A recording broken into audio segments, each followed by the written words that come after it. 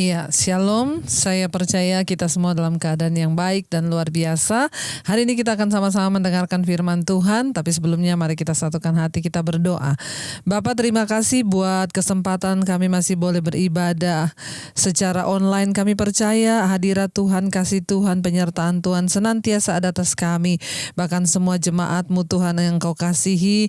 Terima kasih Tuhan buat hari ini kami terus membangun iman kami di dalam Engkau, dan kami mau terus setia kepadamu. Karena itu Bapa, bukakan setiap rahasia firman-Mu, urapi hamba-Mu yang tidak ada apa-apanya, urapi setiap kami. Dalam nama Yesus kami berdoa dan bersyukur. Haleluya.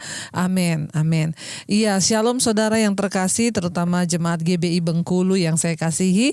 Hari ini kita akan sama-sama mendengarkan firman Tuhan, belajar firman Tuhan tentang kedewasaan rohani. Ya, saudara, menjadi orang Kristen itu artinya kita dipanggil untuk percaya kepada Kristus. Tetapi kekristenan itu ada jenjang pertumbuhan untuk mengikuti Tuhan, ya. Dalam kita mengikuti Yesus itu kita harus bertumbuh, ya, seperti halnya pertumbuhan secara jasmani dalam tubuh manusia, kita juga harus bertumbuh ke arah kedewasaan Kristus. Sebuah pohon itu dinyatakan atau bisa dilihat tua atau tidaknya itu terlihat dari buahnya. Kenapa? Karena buah itu juga melambangkan kedewasaan rohani. Ketika orang itu sudah menjadi dewasa, maka dia baru bisa berbuah. Nah, di dalam kekristenan kita tidak akan mungkin pernah bisa berbuah kalau kita tidak menjadi dewasa. Kita hidup kita, pelayanan kita, semua yang kita miliki tidak akan mungkin bisa dinikmati dan menjadi berkat bagi orang lain kalau kita sendiri belum menjadi dewasa di dalam iman dan pengiringan kita kepada Tuhan. Kekristenan itu harus bertumbuh di dalam kedewasaan rohani. Kedewasaan rohani adalah sesuatu yang harus kita capai di dalam Kristus, ya. Rasul Paulus berkata, ya, biarlah kita menjadi orang-orang yang dewasa rohani yang terus bertumbuh ke arah pengenalan yang benar akan Kristus. Saudara, ketika kita dipanggil menjadi orang Kristen tidak langsung mengalami pertumbuhan, tetapi kita belajar, kita dibersihkan, lalu kita akan mulai berbuah seiring dengan pertumbuhan kita. Baik, kita akan sama-sama belajar firman Tuhan, saudara, ya. Hari ini kita akan buka sama-sama dari 1 Korintus pasal yang ke-13 ayat yang ke-11, ya. 1 Korintus pasal yang ke-13 ayat yang ke-11 di sana berkata begini. Ketika aku kanak-kanak, aku berkata-kata seperti kanak-kanak. Aku merasa seperti kanak-kanak, aku berpikir seperti kanak-kanak. Sekarang sesudah aku menjadi dewasa, aku meninggalkan sifat kanak-kanak itu. Semua orang yang menjadi dewasa pastinya akan meninggalkan semua sifat kanak-kanak. Kenapa, saudara? Kita itu, saya yakin, ya, kalau bayi itu masih kecil, ya, di bawah 5 tahun itu masih disebut balita, ya, itu lucu, ya. Semua gerak-geriknya itu lucu. Sekonyol-konyolnya dia berlaku, dia menjatuhkan barang, dia membanting, bahkan kemarahan seorang anak kecil itu lucu di mata kita. Kita kalau lihat anak kecil ngambek, kita ketawa setengah mati. Kenapa? Anak kecil ngambek itu lucu. Bayangkan, saudara, kalau anak 5 tahun terus ngambek, ya, disuruh makan terus nggak mau. Ya, bahkan ada banyak orang syuting, ya, aduh lucu banget sih dia kalau ngambek gitu, ya. Tapi kalau orang dewasa ngambek, jengkelin gak? Jengkelin, saudara, ya. Udah tua ngambekan, udah tua tersinggungan, udah tua kok apa-apa dikit marah, udah tua apa-apa dikit meraju. Itu menjengkelkan, bukan lagi sesuatu yang lucu. Tidak lucu lagi, tidak menggemaskan lagi, malah menjengkelkan. Apalagi kalau orang yang sudah lama jadi Kristen. Kita sering dengar ada orang-orang bilang begini, itu loh Bu, padahal itu udah pelayanan loh dia, padahal udah melayani Tuhan loh, udah khotbah loh, udah main musik loh, padahal di gereja itu dia pengerja loh, padahal dia itu jemaat puluhan tahun loh. Makanya, saudara, kedewasaan seorang Kristen tidak ditentukan dari jabatan yang dia miliki di gereja. Kedewasaan seorang Kristen tidak ditentukan dari pelayanan yang dia bawakan di gereja tidak ditentukan dari berapa lamanya engkau menjadi Kristen. Ada yang orang sudah puluhan tahun jadi Kristen, tetapi apakah itu menjadi satu jaminan dia dewasa? Bukan. Ya, kedewasaan rohani sangat penting, dan karena itu orang-orang yang mau terlibat dalam pelayanan sebaiknya pilihlah orang-orang yang sudah ada tanda-tanda dewasa.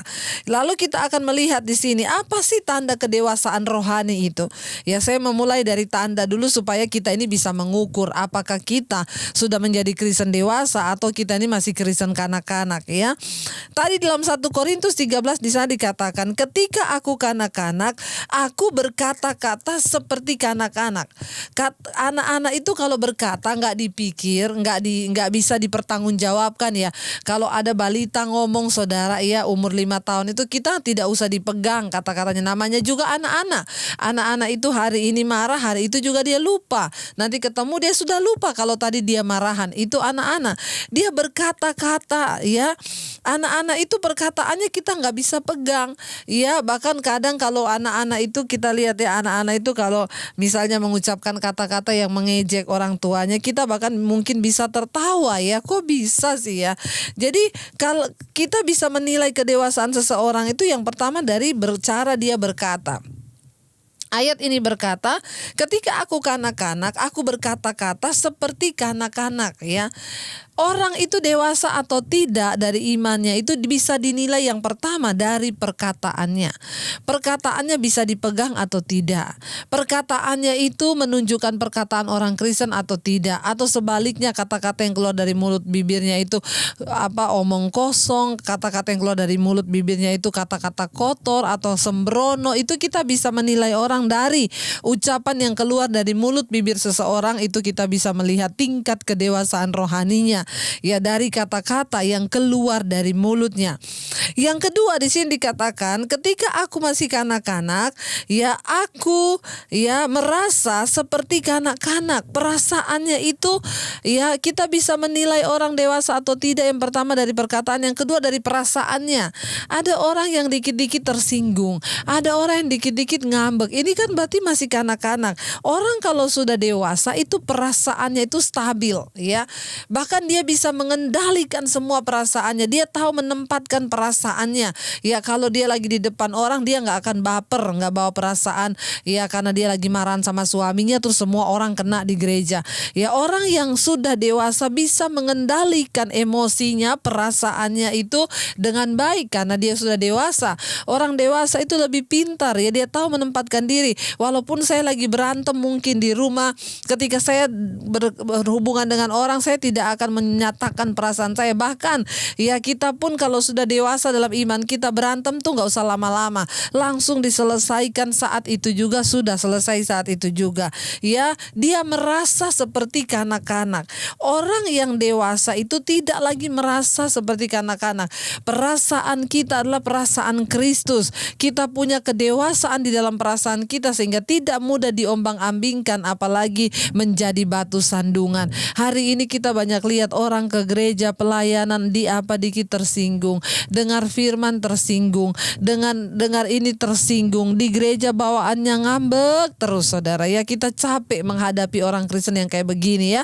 Ayo kita lihat zaman. Sudah saatnya kita bangun dari tidur kita, bertumbuh menjadi orang Kristen yang dewasa. Kenapa? Kita ada di waktu-waktu yang terakhir, di hari-hari yang singkat, kedatangan Tuhan sudah semakin dekat. Ayo kita berubah, jadilah Kristen yang dewasa.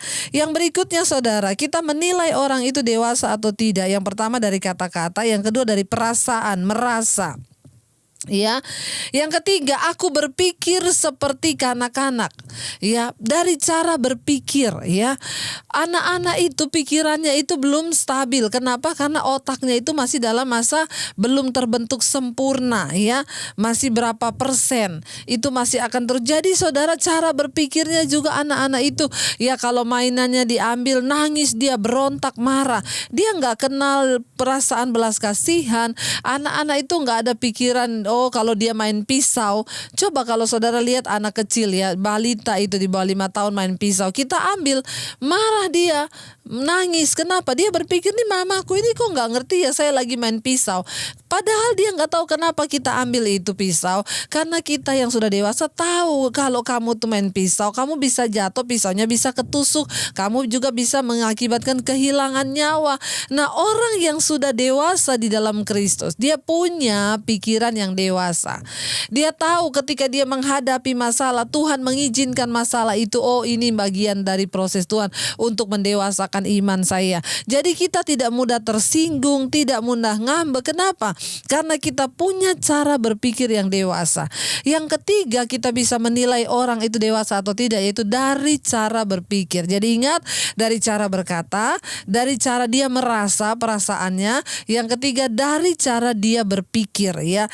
Jadi orang yang dewasa itu memiliki pikiran, perasaan, bahkan perkataan yang dewasa. Nah, saudara, ya, kita akan belajar sama-sama saudara ya. Bagaimana kita ini bisa menjadi dewasa? Ya, apakah kedewasaan itu memang datang dengan sendirinya atau bagaimana? Ya, atau gimana? Saudara, di dalam Alkitab yang pertama, ya, untuk bisa menjadi dewasa tentunya kita semua harus mengalami yang namanya kelahiran kembali, ya.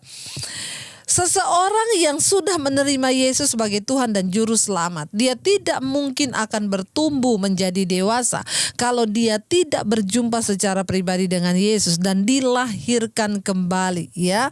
Yesus berkata kepada Nikodemus, engkau tidak mungkin bisa melihat kerajaan sorga kalau engkau tidak dilahirkan kembali.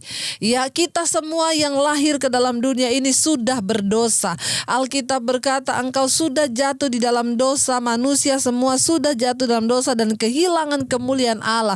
Dan karena itu tidak ada satupun yang berkenan di hati di mata Tuhan. Karena itu setiap manusia wajib dilahirkan kembali di dalam Kristus. Lalu kita mulai bisa mengalami pertumbuhan rohani. Orang Kristen yang tidak dilahirkan kembali tidak mungkin bisa mengalami pertumbuhan rohani.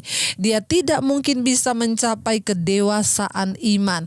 Dia tidak mungkin bisa mencapai kedewasaan Kristus dan mengerti dengan benar apa yang Tuhan mau dalam hidupnya.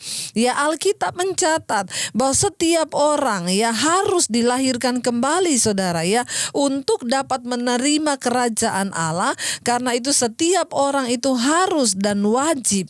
Yesus berkata kepada Nikodemus, kamu harus dilahirkan kembali.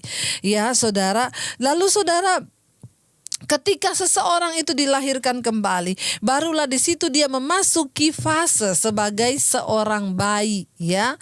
Bayi dulu. Semua orang yang bertobat menerima Yesus nggak mungkin begitu terima Yesus langsung dewasa, enggak. Kita semua dianggap menjadi bayi dulu, ya. Kita menjadi bayi rohani, saudara, ya.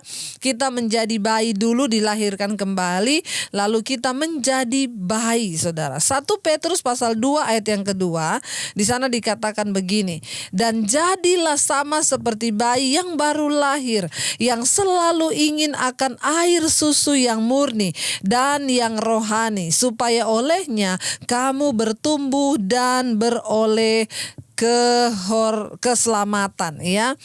Di sini dikatakan dan jadilah seperti bayi yang baru lahir, yang selalu ingin akan air susu yang murni dan yang rohani, supaya olehnya kamu bertumbuh dan beroleh keselamatan.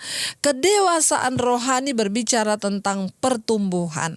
Dari bayi kita bertumbuh menjadi kanak-kanak, lalu menjadi remaja, lalu menjadi dewasa. Demikian di dalam iman kita.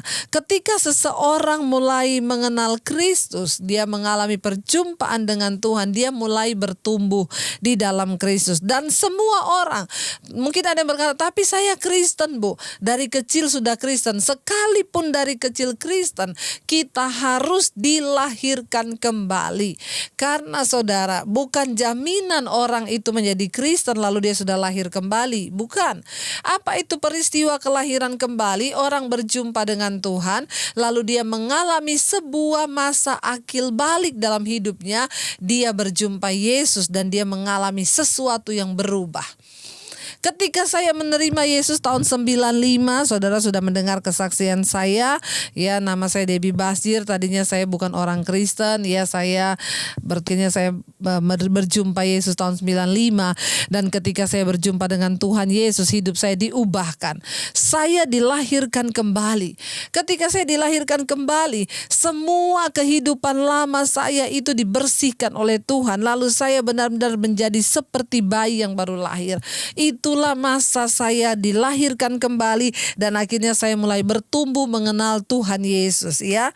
Lalu ketika saya bertumbuh di sini dikatakan jadilah seperti bayi yang baru lahir, yang selalu ingin air susu yang murni. Ya, bayi itu kalau baru lahir dia nggak boleh, saudara, langsung makan pedas. Namanya aja bayi, makanannya itu yang murni, apa, susu, nggak boleh dicampur yang lain. Malah kalau dokter menganjurkan bayi itu harus diberi ASI eksklusif selama 6 bulan. Tidak boleh dicampur dengan makanan apapun. Kenapa? Ususnya belum kuat, dia belum, otaknya juga baru akan bertumbuh. Nah, kita ketika pertama kali menerima Yesus, penting bagi kita untuk sungguh-sungguh makan makanan firman aja yang kita makan. Ya, mari kita terus baca firman, bertumbuh. Itu yang saya alami ketika saya pertama kali terima Yesus. Sehari itu saya baca Alkitab berjam-jam. Ya, secara sembunyi-sembunyi, kadang di kamar mandi pun saya baca Alkitab karena takut ketahuan papi saya. Tapi saya mulai bertumbuh iman saya. Firman Tuhan menjadi makanan rohani yang murni bagi jiwa saya. Lalu firman itu mulai membersihkan semua yang tidak benar. Firman itu mulai berakar. Lalu bertumbuh, otak saya mulai terbentuk oleh firman. Hati saya dibentuk oleh firman. Perasaan saya dibentuk oleh firman. Lalu apa yang terjadi ketika perasaan saya mulai dibentuk oleh firman? Lalu tadi perkataan saya dibentuk oleh firman. Lalu dikatakan tadi apa? Cara berpikir saya, ya, kelakuan saya itu mulai dipengaruhi oleh firman. Lalu saya mulai bertumbuh ke arah kedewasaan. Tidak ada cara lain agar kita mengalami kedewasaan rohani selain kita harus dilahirkan kembali. Orang-orang yang menerima Yesus, mengalami kelahiran kembali, semua mereka pasti punya kesaksian. Ya, tandanya orang dilahirkan kembali itu yang pertama, dia punya kesaksian. Yang kedua, ya, karakternya mulai berubah. Ya, kenapa? Karena mulai mengalami pertumbuhan. Dari bayi, saudara, kita diisi oleh firman yang murni. Karena itu, saudara, hari-hari ini mari bangun hidupmu di atas dasar kebenaran firman. Itu makanan terbaik bagi kita, bagi jiwa kita. Firman yang murni, yang tidak terkontaminasi oleh apapun. Kita mau berdoa supaya hati, pikiran, perasaan kita sungguh-sungguh diisi oleh kebenaran firman Tuhan saja. Ya, kita semua harus mengalami perjumpaan pribadi. Kita semua harus mengalami yang namanya lahir baru, menjadi bayi rohani, lalu kita diisi oleh firman yang murni itu sebagai susu yang murni bagi makanan jiwa kita. Mari kita sungguh-sungguh berdoa, saudara, supaya kita dilahirkan kembali, lalu roh kita mulai bertumbuh. Yang kedua, saudara, bagaimana supaya kita bisa menjadi dewasa di dalam Kristus? Saya mau kasih tahu, saudara, menjadi tua itu pasti, tetapi menjadi dewasa itu adalah pilihan. Ya, tolong dicatat baik-baik. Menjadi tua itu pasti, tapi menjadi dewasa itu adalah pilihan. Semua orang akan menjadi tua, tapi tidak semua orang bisa menjadi dewasa. Ya, kedewasaan rohani tidak diukur dari umur. Ya, ada orang, saudara, umurnya 40 tahun, tapi kelakuannya kayak anak kecil. Sebaliknya, ada orang, saudara, yang umurnya itu belum terlalu ini, baru ya 20 tahun, tapi kok kelakuannya itu dewasa. Kenapa? Karena dia sudah mengalami kelahiran baru tadi. Ada orang-orang yang umurnya 50-60 tahun tapi tidak dewasa. Kenapa? Karena belum dilahirkan kembali. Saudara, menjadi tua itu pasti, tapi menjadi dewasa itu adalah pilihan. Kedewasaan rohani tidak datang dengan sendirinya dalam hidup kita. Kedewasaan rohani itu butuh waktu dan butuh saudara niat dari kita untuk terus bertumbuh di dalam Kristus. Kedewasaan itu adalah pilihan. Menjadi tua pasti, tapi menjadi dewasa itu adalah pilihan. Kalau kita mau untuk diubahkan dan menjadi dewasa, maka kita datang dan berkata, Tuhan, aku mau menjadi dewasa, ubah hidupku, bentuk aku Tuhan. Ya, karena itu tadi kita sudah melihat ciri-ciri orang yang dewasa rohani itu apa? Dia berkata-kata dewasa, dia berpikir dewasa, ya, lalu dia merasa dewasa, perasaan pikirannya itu semuanya dewasa, saudara, ya. Jadi ketika kita itu berada di dalam Kristus, lalu kita mulai bertumbuh, saudara, untuk menjadi dewasa rohani itu adalah pilihan kita yang harus niat. Ada orang-orang yang sudah tahu bersinah itu enggak boleh, ya, merokok itu enggak boleh, tapi mereka tetap menikmati. Kenapa? Mereka tidak memilih untuk menjadi dewasa di dalam Kristen. Ingat, hanya orang yang dewasa rohani yang akan mengalami pertumbuhan dan berbuah dalam hidupnya, dan hanya orang yang berbuah lah yang akan bisa melihat Tuhan ketika hidup kita diubahkan. Mari kita baca sama-sama 1 Korintus 14 ayat yang ke-20. Ya, 1 Korintus 14 ayat yang ke-20, di sana dikatakan, saudara-saudara, janganlah sama seperti anak-anak, ya, dalam pemikiranmu. Jadilah sama dalam kejahatan, tetapi orang dewasa dalam pikiranmu. Ya, saudara-saudara, janganlah, ya, sama seperti anak-anak dalam pemikiranmu. Jadilah anak-anak dalam kejahatan, tetapi orang dewasa dalam pemikiranmu. Ya, sekali lagi saya ulang, saudara-saudara, janganlah sama seperti anak-anak dalam pemikiranmu. Jadilah anak-anak dalam kejahatan, tetapi orang dewasa dalam pemikiran. Ya, jangan menjadi seperti anak-anak dalam pikiran, tetapi jadilah anak-anak di dalam kejahatan. Kenapa? Anak-anak itu melakukan kejahatan tuh karena dia nggak tahu, saudara. Mereka belum mengerti, ya, kejahatannya itu tanpa dia tahu. Ya, dia tuh otomatis kalau direbut mainannya anak-anak itu, dia langsung pukul temennya. Tapi itu refleks, dia nggak tahu kalau dia pukul ini kenapa, lalu kenapa. Tapi setelah dia pukul, habis itu dia udah berteman lagi, dia udah lupa. Ya, itu loh yang dimaksud dengan jadilah kanak-kanak dalam kejahatan. Anak-anak itu tulus, anak-anak itu lugu, anak-anak itu masih murni. Ya, tidak ada trik, dia tidak ada kemunafikan dalam dirinya. Anak-anak itu polos, ya.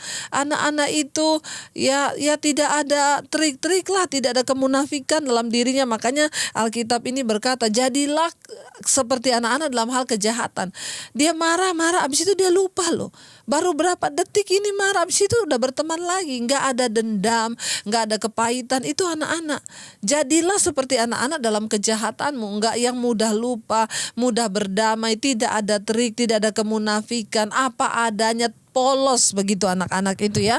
Tetapi jangan menjadi seperti anak-anak dalam pemikiranmu, ya.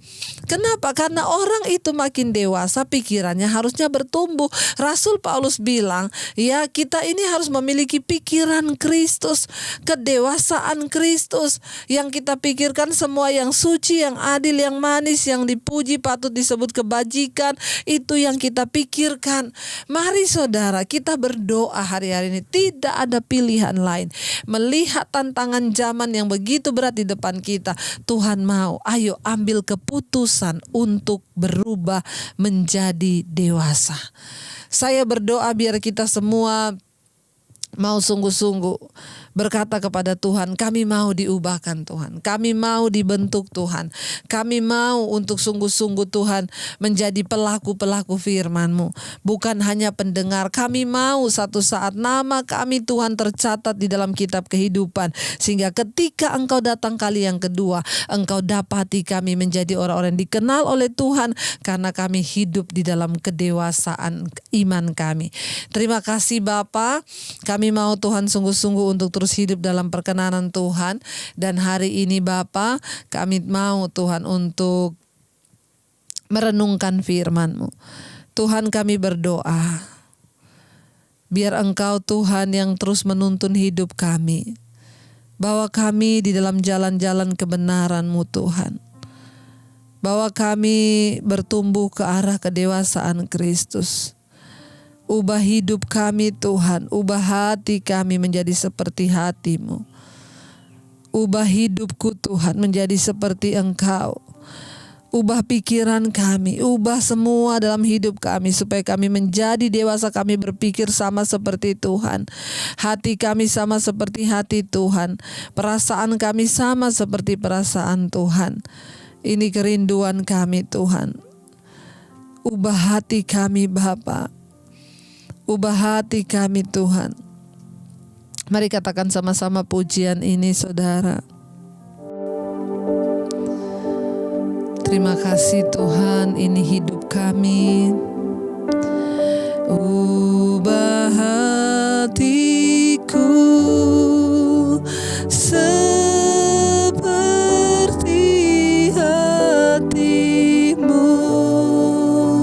setulus salib-Mu, kasih-Mu Tuhan. Biar mataku seperti mata-Mu, pancarkan kasih-Mu, ku mau jadi seperti-Mu. Lebih lagi katakan saudara, ubah hati kami Tuhan. Ubah hatiku seperti hati-Mu, setulus salib-Mu, kasih-Mu Tuhan. Biar mataku seperti mata-Mu, pancarkan kasih-Mu, ku mau jadi seperti-Mu. Kami berdoa Tuhan, kami mau bertumbuh menjadi dewasa dalam iman kami. Ubah perasaan kami, hati kami, supaya kami merasa seperti Engkau Tuhan. Kami bukan lagi anak-anak. Ketika kami anak-anak, kami merasa seperti anak-anak. Kami bertindak seperti anak-anak. Kami berkata-kata seperti kanak-kanak. Bahkan kami berpikir seperti kanak-kanak. Tapi ketika kami menjadi dewasa di dalam Engkau, kami mau memiliki hati perasaan seperti hati Tuhan. Kami mau memiliki perkataan seperti perkataan Tuhan. Mata kami seperti mata Tuhan. Bahkan semua yang kami lakukan seperti Tuhan. Terima kasih Bapa, berdoa bagi umat-Mu, jemaat-Mu Tuhan. Berkati setiap mereka. Berikan kedewasaan penuh di dalam iman mereka, bertumbuh ke arah Kristus. Berkati setiap kami juga. Kami percaya Bapa, tidak ada perkara yang mustahil bagi Tuhan. Kami mau tinggalkan dosa, pelanggaran, pemberontakan kami, bahkan semua yang tidak berkenan, kenajisan, percabulan, apapun yang tidak berkenan, supaya kami boleh bertumbuh menjadi dewasa di dalam Engkau. Di hari-hari terakhir ini Tuhan, menghadapi semua pandemi virus corona, kami tetap percaya Tuhan yang pegang kendali atas hidup kami. Bagian kami bertumbuh menjadi dewasa, karena setiap kali kami menjadi dewasa, kami dapat berkata, bagiku hidup adalah Kristus, mati adalah sebuah keuntungan. pertolongan. Terima kasih Tuhan, ketika Engkau datang kali yang kedua, Engkau cari orang-orang yang dewasa di dalam iman. Karena itu biar Engkau dapati setiap kami dewasa. Berkati jemaat-Mu, biar hari ini kami lalui dengan penuh sukacita, damai sejahtera, bahkan kami terjaga sampai kedatangan-Mu kali yang kedua. Nama kami tercatat dalam kitab kehidupan. Dalam nama Yesus, terima kasih. Haleluya. Amin. Amin. Tuhan memberkati. Jika Anda diberkati dengan channel saya, jangan lupa tekan tombol subscribe, dan jangan lupa like, share, dan komen, dan jangan lupa untuk mengklik tombol lonceng di bawah ini supaya Anda mendapatkan pemberitahuan setiap kali saya mengupload video-video yang baru. Jangan takut karena gratis. Tuhan memberkati. Bila ku bersamamu, bila ku di dalammu, bila kau di pihakku, siapa lawanku? Di dalam dunia ini tiada sepertimu, tiada ku takut untuk selamanya. Bila ku bersamamu, bila ku di dalammu, bila kau di pihakku,